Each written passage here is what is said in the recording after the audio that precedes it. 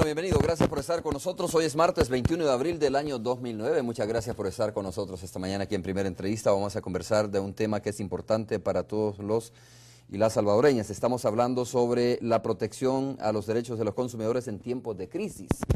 Hay varias preguntas que podemos comenzarnos a plantear sobre este tema.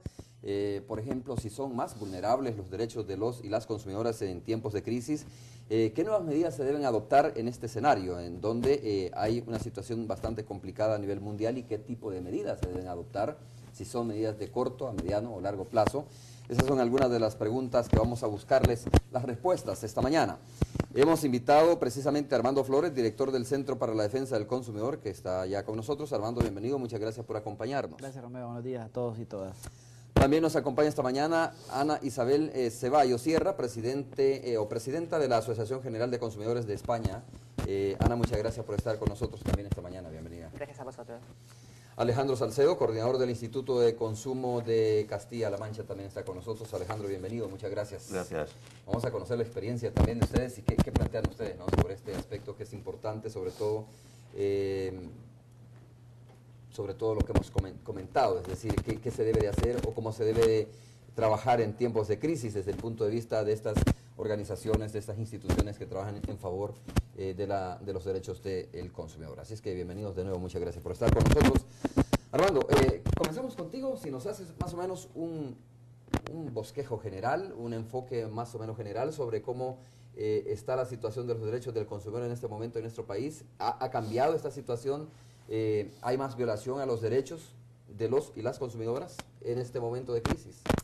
Bueno, primero quería agradecerte, Romeo, y también darle la bienvenida a estos dos grandes amigos, la amiga y el amigo que tenemos presentes, muy complacidos con su visita y contentos de que Alejandro, como coordinador del Instituto Nacional o Instituto de Consumo de Castilla-La Mancha, y Ana como presidenta de una organización hermana en Castilla-La Mancha y en España, pues estén de visita en nuestro país. Así que bienvenidos y muchas gracias por estar acá. Sobre el tema, Romeo, evidentemente en el país estamos enfrentando una situación más complicada a partir de la crisis económica mundial y que ya se hace sentir en El Salvador. Como sabemos todas y todos, hemos tenido en general una situación económica complicada, en donde los salarios de las y los trabajadores en general son bajos, y ahora se encuentran con esta crisis, con que hay trabajadores y trabajadoras que han perdido sus empleos. Decenas de miles de empleos perdidos, y evidentemente en la medida que se pierden los empleos, se pierden los ingresos y hay dificultad para poder sostener la economía familiar. Hemos tenido durante todo el año pasado un momento de mucha turbulencia de los precios. Sobre esto, los datos oficiales en los últimos 8 meses dicen que los precios de la canasta alimentaria tienen una tendencia a la baja, pero la canasta de mercado ha tenido un repunte en los últimos 2 meses. Y el repunte se debe a que hay precios, por ejemplo, de la electricidad que se dispararon considerablemente. Estamos hablando que el aumento en la tarifa eléctrica y la eliminación del subsidio ha provocado que haya familias que estén pagando hasta 50% más en los últimos meses en comparación con las tarifas del año pasado. O sea, el escenario no es el mejor a partir no es, de la crisis. Efectivamente, porque además estamos hablando de un país en donde hemos tenido tasas de interés altas, en particular con las tarjetas de crédito. Y ahora, con la crisis, las tarjetas, los intereses en general subieron, y eso está afectando también el aumento del endeudamiento de las familias, y además está afectando con una restricción en el crédito. La crisis también ha traído aumento de tasas de interés y una restricción en el crédito para los usuarios y las usuarias de este servicio. Además, creo que hay que decir que a pesar de los avances, que celebramos, por cierto, los avances en materia de protección al consumidor, en el país tenemos dificultades con regulación de sectores estratégicos. Por ejemplo, electricidad. El aumento de la electricidad tiene que ver con la eliminación del subsidio, pero tiene que ver con incumplimiento de la ley de electricidad.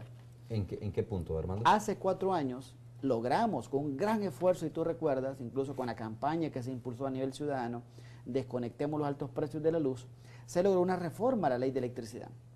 Esa reforma, entre otras cosas, obligaba a que el precio de la tarifa que se trasladaría, el precio de la electricidad que se trasladaría a la tarifa, era el precio representativo del mercado mayorista de electricidad.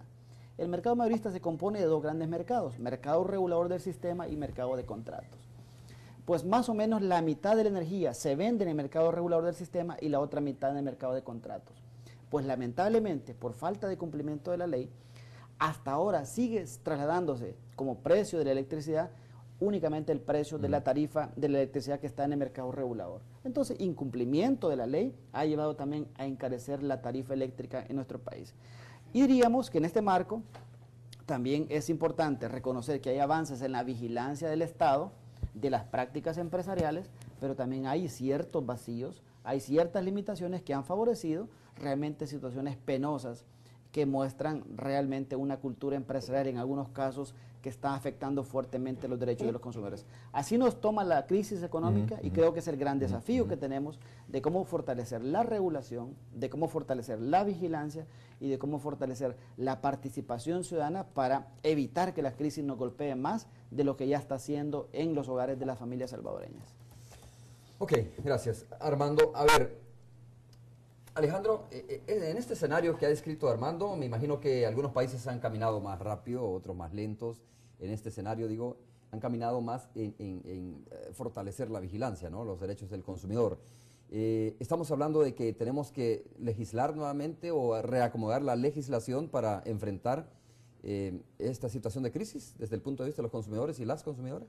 Bien, en el caso español hay suficientes argumentos jurídicos como para constatar que las garantías de los derechos de los consumidores están cubiertas. Ahora bien, es cierto, yo creo que hay que hacer un esfuerzo en estos momentos de crisis para fortalecer toda la acción pública. Y la acción pública dirigida fundamentalmente a dos ejes. Por un lado, el eje de la información para que los consumidores en sus decisiones de gasto, en sus decisiones de compra, sean lo más libres posible, y también en el campo de la educación, especialmente la educación financiera. Creo que uno de los argumentos, de las explicaciones que se puede dar a la crisis derivada hacia los consumidores en estos momentos es que al consumidor le ha venido sobrevenida esta crisis en la medida en que ha sido impelido a adquirir, a contratar préstamos hipotecarios en unas situaciones que a lo mejor no lo aconsejaban, y que cuando una vez que ya el boom inmobiliario, en el caso de España, y por supuesto las tasas de interés que llegaron a alcanzar unas determinadas cotas, cambiaron esa tendencia, se han encontrado que para hacer frente a las obligaciones contraídas en esos préstamos hipotecarios tienen que deshacerse de sus patrimonios y encontrarse en unas situaciones de absoluta indefensión, porque no olvidemos que la crisis económica, como bien decía Armando, golpea de manera más dura a los más débiles, a los que tienen las economías en situaciones de inferioridad. Armando, pregunto, Alejandro, ¿en una crisis económica los derechos de los y las consumidoras definitivamente son más vulnerables? No son más vulnerables, lo que sí es cierto es que requieren de una atención más pormenorizada en la medida que los consumidores ya no hablan de un consumo superfluo, sino de un consumo de necesidades básicas. Y en ese sentido, la cobertura de esa seguridad, de dar garantías a esas necesidades básicas, deben ser mayores. Y también porque el mercado, desde el punto de vista de la producción y la comercialización, ante la dificultad de vender sus productos, puede optar por prácticas que no concuerden con lo que está legalmente establecido. De ahí que haya que velar también, y era el segundo apartado que me iba a referir, en una estricta vigilancia de las condiciones de comercialización de los productos y servicios. Ana, o sea, en términos más generales se necesita, el consumidor y la consumidora necesitan más información en estos tiempos, más asesoría, lo que decía, por ejemplo, Alejandro, ¿no? También más educación en cuanto a cómo manejar su gasto, en cuanto a cómo tutelar sus derechos, etcétera. El consumidor y la consumidora siempre necesita información y además como el mercado evoluciona de una forma tan rápida, ¿no? Pues la información tiene que ser muy ágil y muy adaptada al momento. Y el momento actual es el que nos toca vivir.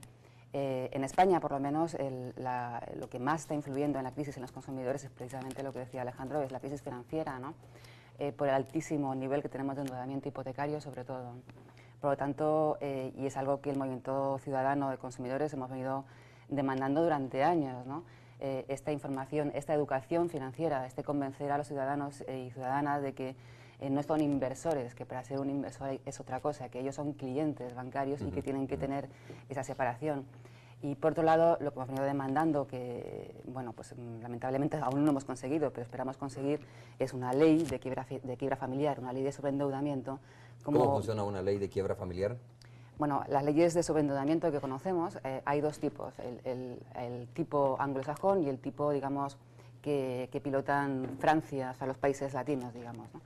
El nuestro, el que nosotros queremos, sería más semejante a los países latinos. Bueno, pues es una ley primero, que previene al sobreendeudamiento a las familias con esa educación financiera y que luego tiene medidas paliativas y medidas curativas. Estas medidas curativas, precisamente, de las leyes que nosotros planteamos, es las que estamos planteando ahora como medidas anticrisis a corto plazo, ¿no? Para poder evitar males mayores a los consumidores.